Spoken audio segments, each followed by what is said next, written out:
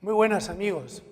La historia es una aventura formidable, un diálogo desde el pasado, en el presente, pero para proyectarnos hacia el futuro.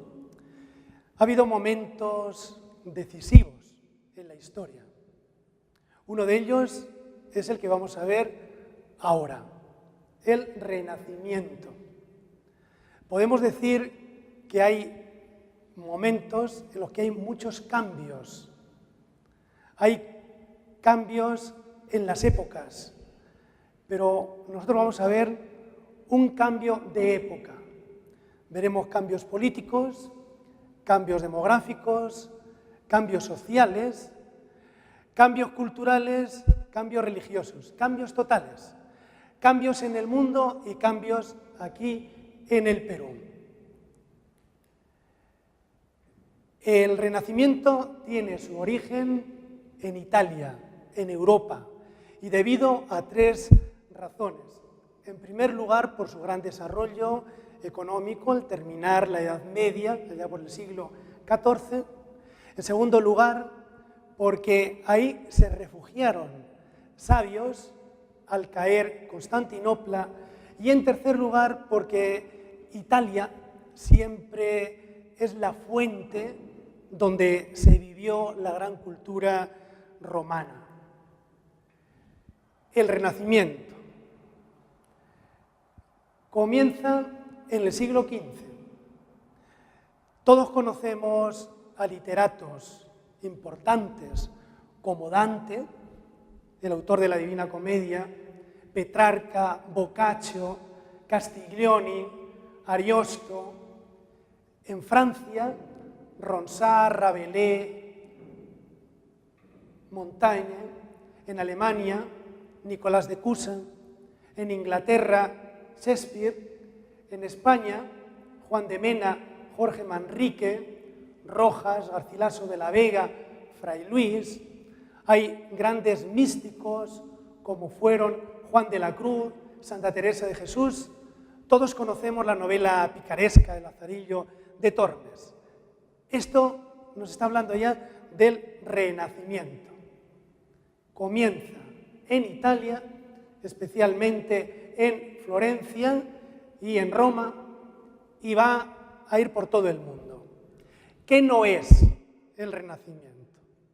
No es renacer de algo que estaba medio muerto, como podría ser la Edad Media, considerando que esta etapa es algo oscuro, es algo nefasto, algo negativo. ¿Qué es? Como les indico, es un movimiento de renovación cultural. Esta es la palabra, renovación, un gran cambio, que se caracteriza por la recuperación de la seguridad de las personas y de las instituciones y de las naciones. Es el afianzamiento del triunfo de un concepto individualista, tanto en el plano económico, ya veremos el mercantilismo, como en los aspectos político, social e intelectual. La chispa del Renacimiento.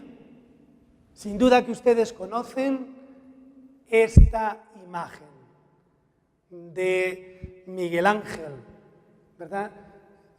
Dios está creando al hombre, pero nos está hablando de la chispa de humanidad, de creatividad que va a tener en la creación.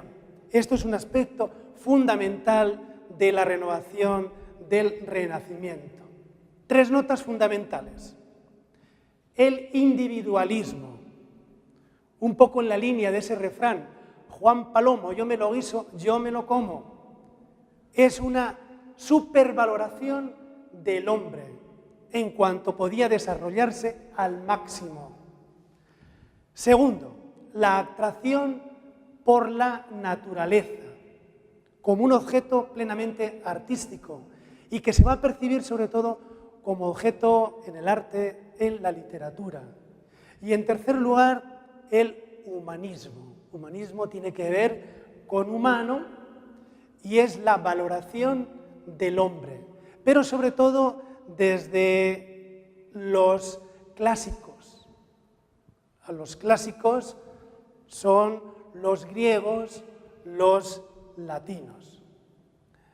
Vamos ahora con este cambio de época que va a generar una gran serie de renovaciones, de cambios. En primer lugar, la política, la organización de la vida.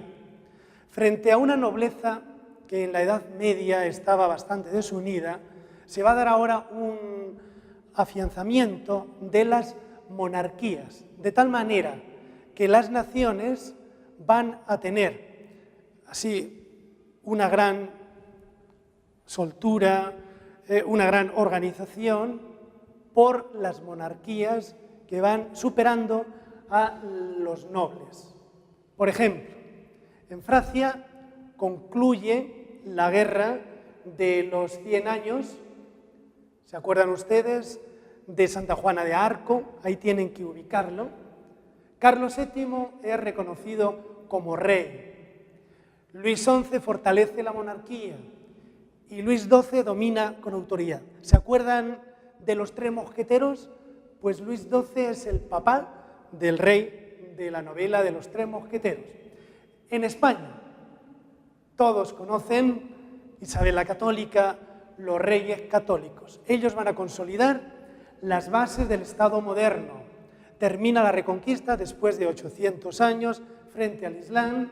Se logra la unidad nacional, territorial, política, religiosa y se proyecta en América. En Inglaterra tiene lugar la Guerra de las Dos Rosas, que va a terminar todo con el afianzamiento de la monarquía de los Tudor. En Italia no va a haber un nacionalismo hasta el siglo XIX.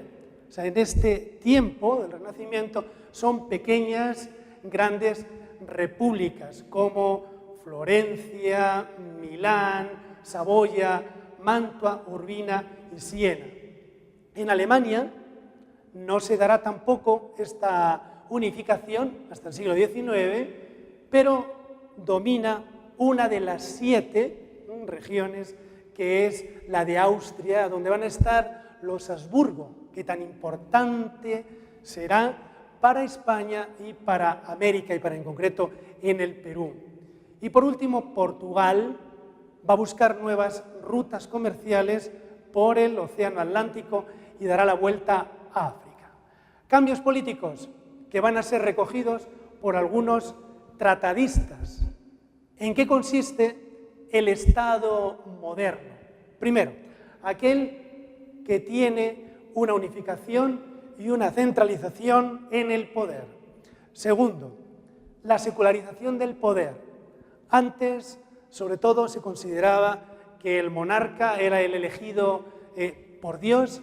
Ahora, sin perder esta visión, pero sin embargo, se le va a dar mucha importancia a que el monarca jure los fueros, los deberes que tienen también los súbditos. Tercero, se determina territorialmente el poder. Se va a tener muy en cuenta el derecho, la burocracia, la administración y la economía. Con una palabra lo definiríamos todo: el pluriverso político. Si durante la Edad Media la concepción sobre el poder era unánime, todos estaban de acuerdo, ahora va a haber diferentes opiniones. En el Renacimiento cambia el panorama. El poder sagrado se cambia por el poder profano de soberanía. ¿Quién es el soberano? El delegado del poder divino. Estamos ante una monarquía autoritaria. Tratadistas importantes: Maquiavelo, el autor del Príncipe; Tomás Moro, el autor de Utopía, que va a ser el primer ministro de Enrique VIII y morirá mártir; Erasmo de Róterdam, un gran intelectual humanista que escribe Manual del Caballero, El elogio de la locura, y otros tratadistas como Campanella, Vives. Todos ellos van a hablar de una sociedad utópica, una sociedad real, esta sociedad que estamos viendo que se abre paso en el Renacimiento.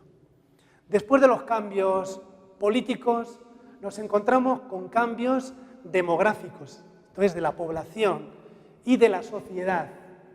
Fíjense, de 30 millones que había en el siglo XIII en el occidente, en Europa, se va a pasar a 50. O sea, va a haber un gran crecimiento de la población.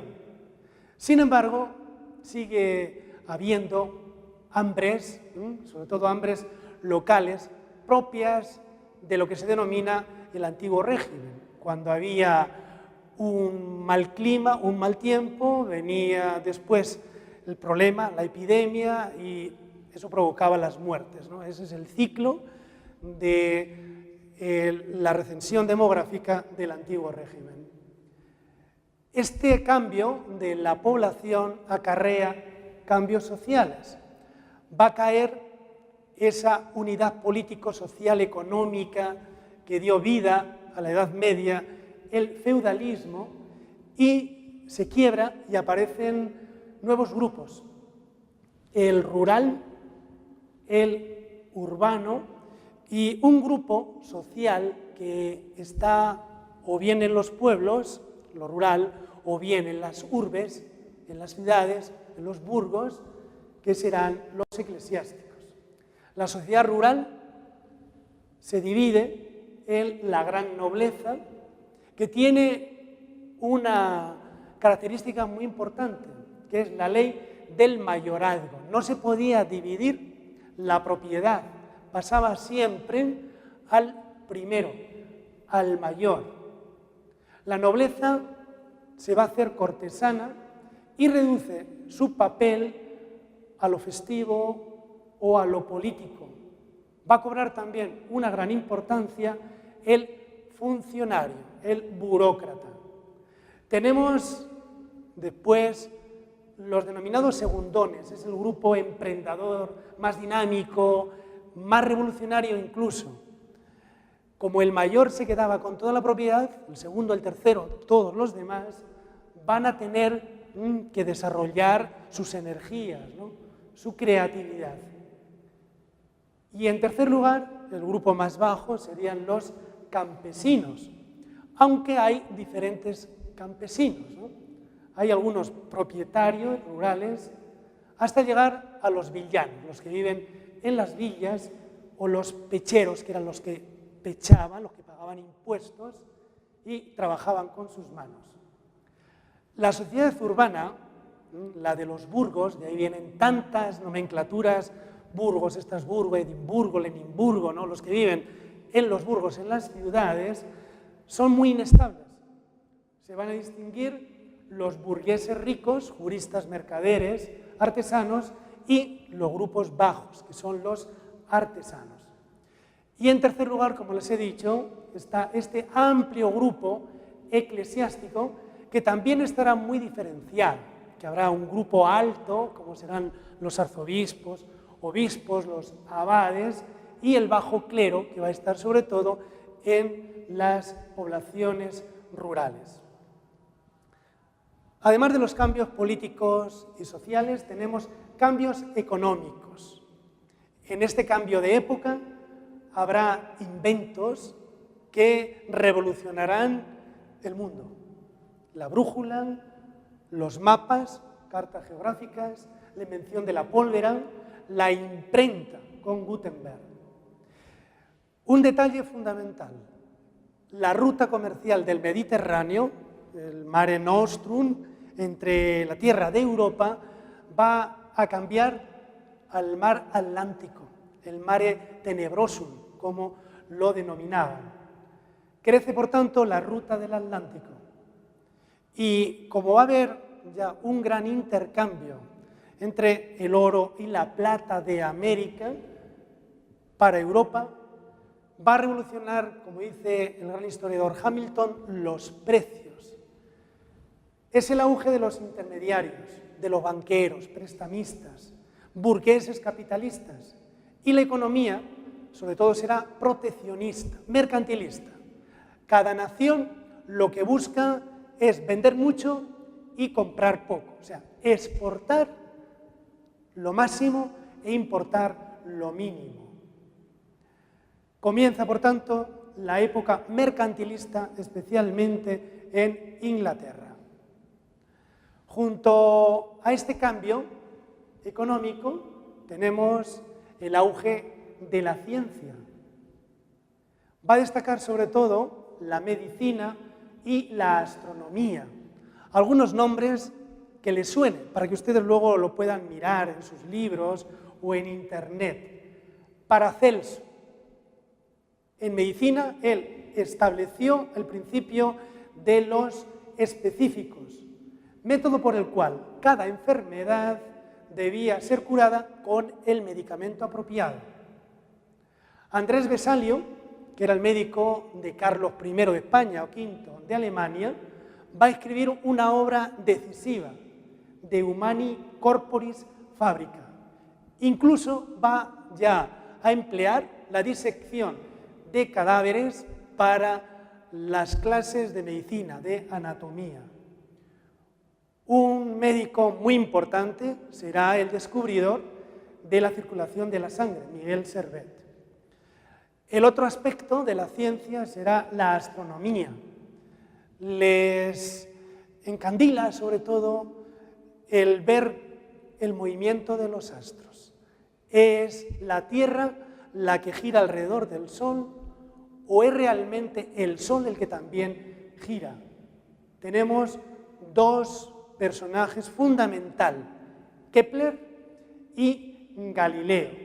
El primero nos va a hablar de las órbitas elípticas, la velocidad variable de los planetas, y Galileo va a hablarnos de esta teoría heliocéntrica que va a suscitar polémica con los religiosos de la época, porque él va a fijar su intuición con lo que dice la Biblia y va a chocar, va a haber una polémica entre la fe y la ciencia.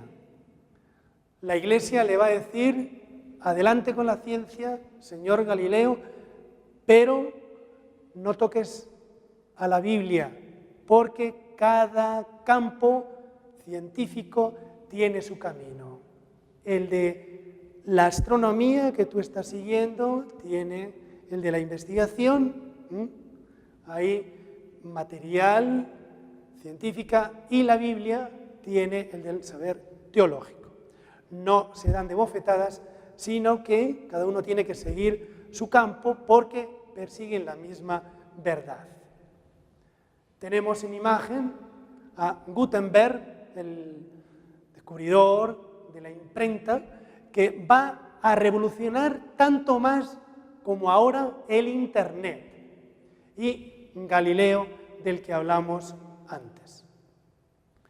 Cambios políticos, cambios sociales, cambios económicos, cambios científicos y cambios artísticos. Y aquí quería llegar, porque generalmente cuando hablamos de Renacimiento, sobre todo estamos pensando en los grandes artistas, arquitectos, escultores, pintores. No es un mero renacer artístico, volver a nacer lo que había antes en Grecia y en Roma. Es algo original también, fruto de este cambio de época. Tenemos ya un precedente en el siglo XIII, lo que se llama el 1200, con el gran artista Cimabue, la influencia de San Francisco de Asís. En el siglo XIV tenemos ya el 1300 con la escuela de Florencia y de Siena, un gigante, el Giotto.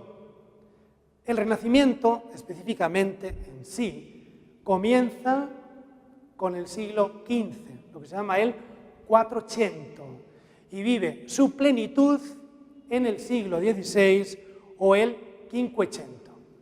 Tenemos, por tanto, tres grandes momentos en el arte renacentista.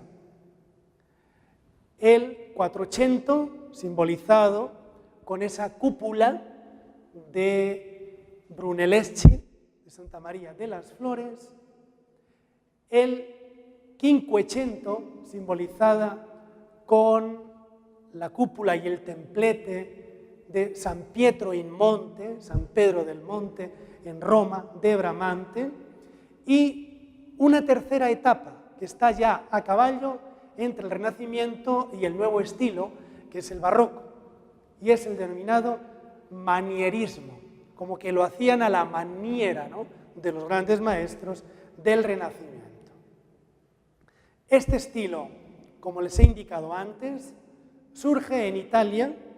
Ahí tienen las grandes localidades en las que se da, pero muy pronto se va a expandir por Francia, por España, por Inglaterra, por Alemania, por Flandes. Y como veremos, también aquí en el Perú y en toda América.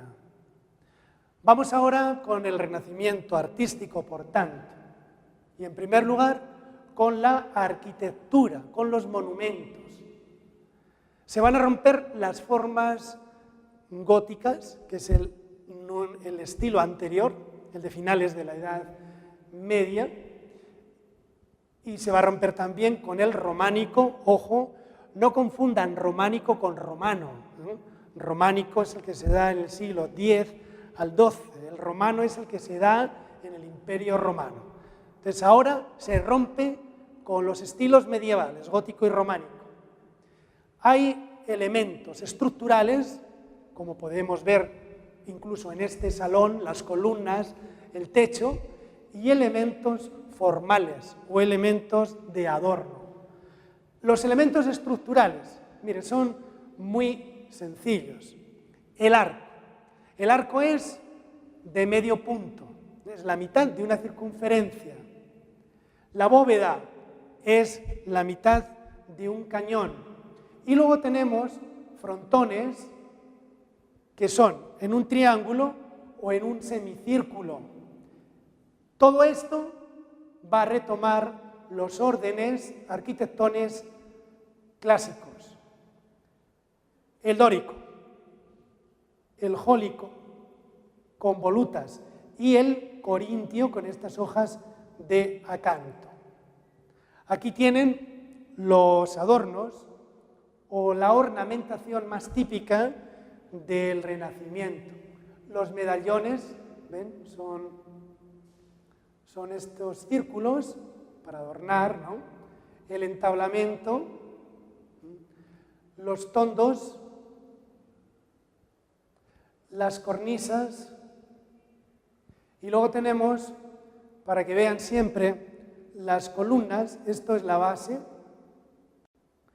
esto es la jamba, que vienen a ser como las piernas, la columna, y ahí tienen el capitel. Base es como los pies, el fuste o la jamba son como las piernas, y el capitel es como la cabeza, que, ¿se acuerdan?, tienen tres órdenes. El dórico, ven, el Partenón de Atenas se daba el jónico con estas volutas y el corintio. Ven aquí, dentro de estos elementos decorativos, alguno fundamental, como son los grutescos, tiene que ver con grutas, y los candelieri, que son como candelabros. Todo esto será en piedra o bien en madera, pero son los adornos típicos del Renacimiento. Para que les suene por lo menos los nombres más importantes, ¿no?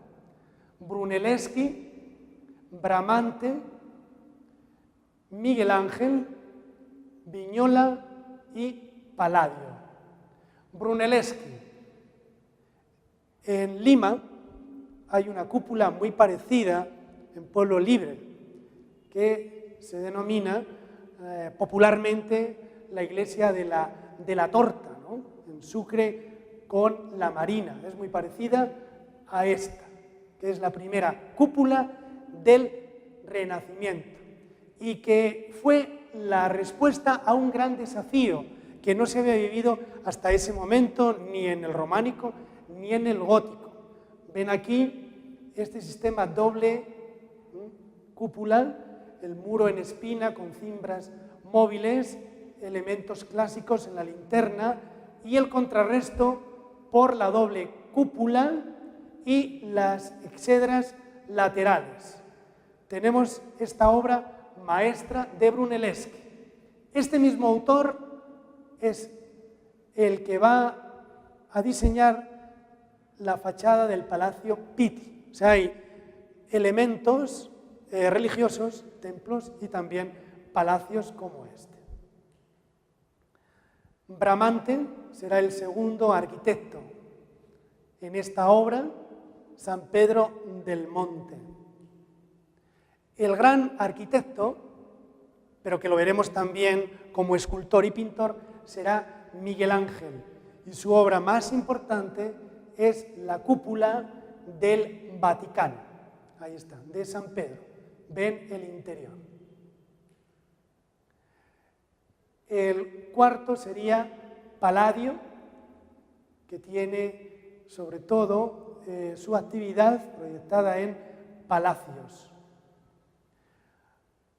Aparte de la arquitectura italiana, quiero simplemente citarle por el desarrollo que va a tener luego también en América, la arquitectura, las 4 modalidades que se dan en España. El denominado isabelino o de Reyes Católicos, que es una mezcla del gótico mudéjar con ya los primeros elementos del Renacimiento. El plateresco, que viene a ser como una bandeja de plata. El plurista, que casi no tiene ninguna decoración, como veremos, por ejemplo, en el Palacio de Carlos V en Granada. Y el herreriano, por el gran arquitecto Herrera. Esta es la más representativa de la Universidad de Salamanca, la fachada plateresca de la Universidad de Salamanca. Vamos ahora con la escultura. La escultura, las estatuas, las imágenes. Tenemos varios autores. El primero es Ghiberti, el segundo Donatello, el tercero es Verrocchio. Y el cuarto, y el más importante, sin duda ninguna, es Miguel Ángel. Él va a esculpir tanto en bronce como en mármol. Y quiero darles las características generales, no tengo mucho tiempo, pero ustedes pueden verlo en imágenes. Son figuras musculosas, con nervio, con un estudio anatómico excelente. ¿Se acuerdan ustedes cuando hizo aquella escultura célebre del David, que dicen que le dio con un martillo y le dijo, y ahora habla, porque tiene un gran realismo?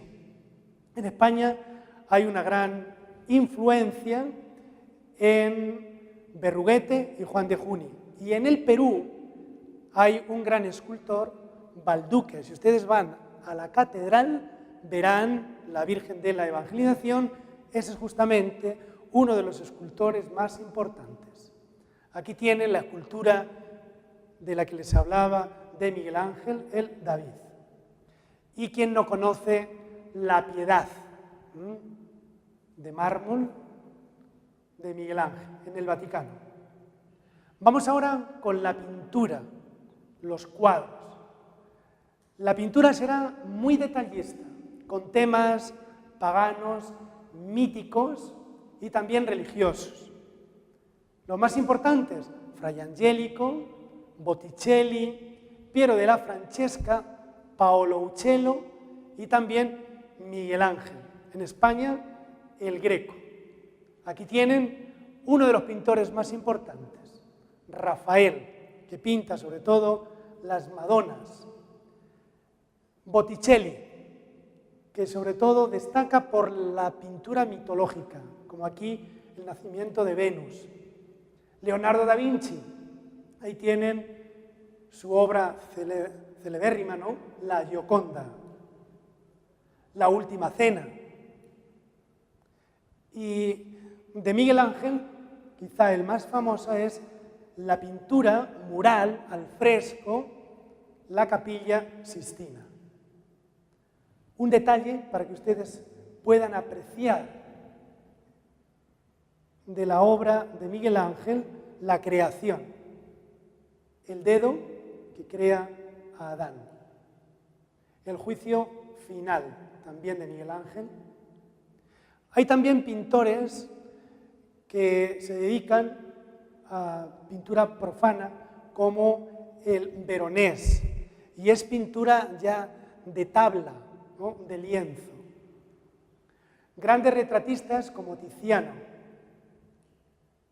Y en España el más célebre será el Greco, que tienen el entierro del conde de Orgaz. Vamos a ver un poquito, por lo menos, para que ustedes puedan contemplar uno de los grandes cambios del Renacimiento, que es el cambio religioso. Aquí ven el mapa en el que se va a dividir Europa como fruto de esos cambios, de esa ruptura. Tenemos, por una parte, los protestantes que van a romper con la Iglesia Católica y la reforma de la propia Iglesia Católica. Aquí tienen un esquema muy sencillo con los principios fundamentales de uno y otro. La reforma protestante, la fe, sacerdocio universal, solo Biblia, 2 sacramentos, la no obediencia al Papa. Y la renovación católica, la defensa de la fe, la salvación por la fe y la caridad, las buenas obras, la Biblia, pero también el magisterio, los 7 sacramentos, la obediencia al Papa. Tendríamos que ver la gran complejidad en esa formidable ruptura, ¿no?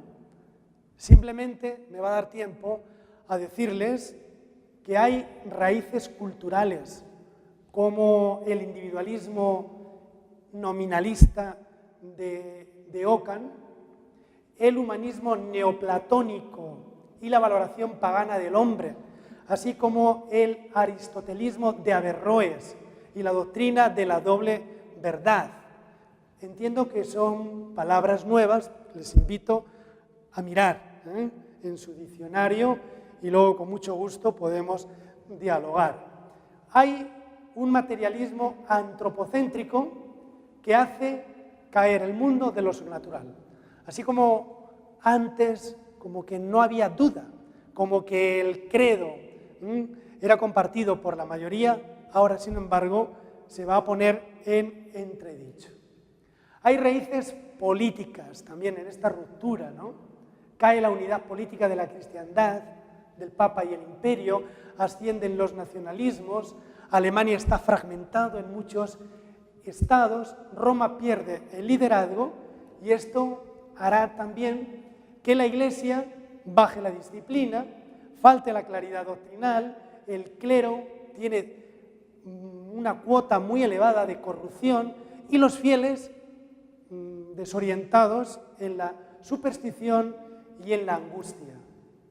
Aquí tienen algunas imágenes de los protagonistas de la Reforma Católica, San Ignacio de Loyola y el Papa Paulo III, otros santos de la Reforma.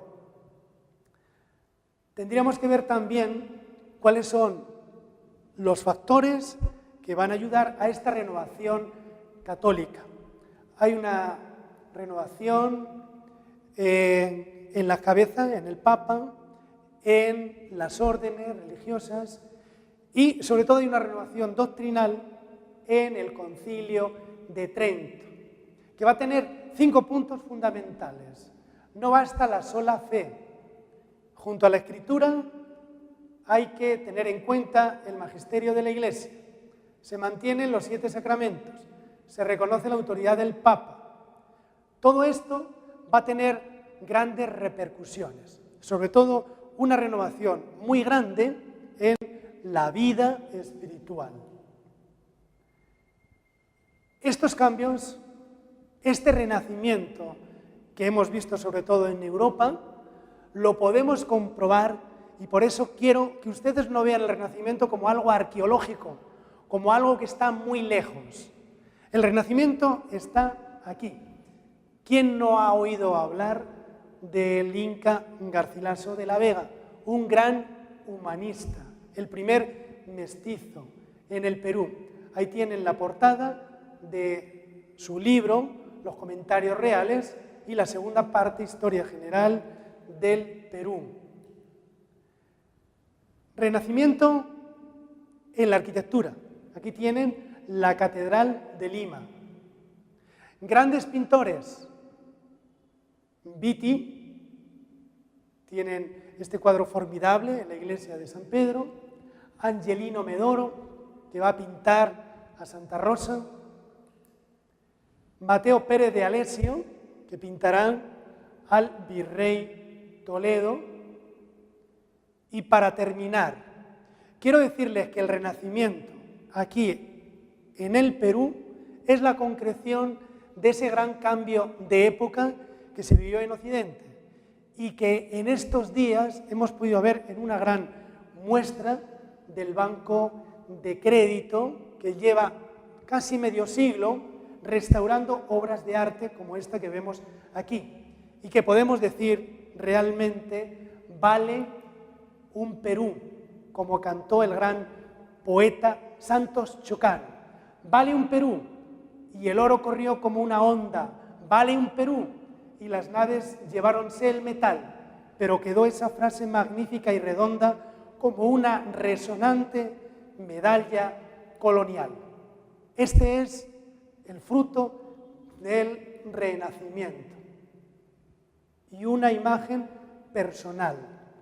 Hace unos días yo estuve en Mayorga, donde nació Santo Toribio Mogrovejo, el patrono de América, confirmando a Santa Rosa, en el lugar donde nació, en Mayorga. Y como saben, él vivió aquí. Termino. La Edad Moderna, en concreto el Renacimiento, es un acontecimiento que nos habla de un gran cambio de época. Hay una primera globalización, todos interactúan, es el momento del Renacimiento. Cambios políticos, cambios sociales, cambios económicos, una gran renovación científica y cultural, crisis y ruptura religiosa de la cristiandad europea y que se concreta aquí en el Perú. Muchas gracias y estoy a su disposición.